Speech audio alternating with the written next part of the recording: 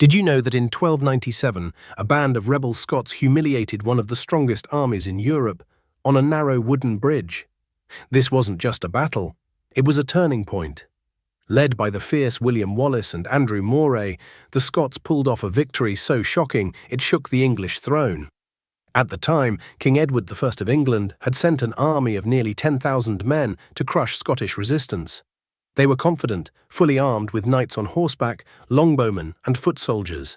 But Wallace had only about 6,000 warriors, many of them rugged Highlanders, fierce, fast and loyal to the bone. They knew brute strength wouldn't win.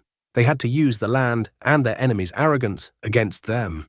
The English needed to cross the River Forth using a narrow bridge barely wide enough for 2 men. That's where Wallace set the trap. He waited, calm, patient, watching as English troops slowly funneled across the bridge, just a few at a time. And then, the Scots struck. They charged from higher ground like a hammer smashing glass. The English who had crossed were crushed. There was no room to fight, no space to flee. Before the rest could follow, the bridge was destroyed, stranding hundreds in the river below. Many drowned. Others were cut down where they stood.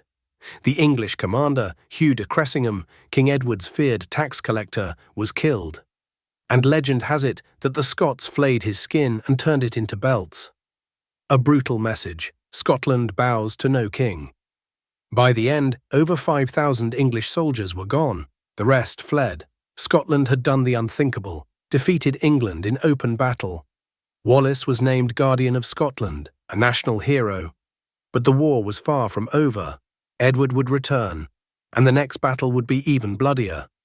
If you love epic moments that changed history, like, share and follow for more true war stories.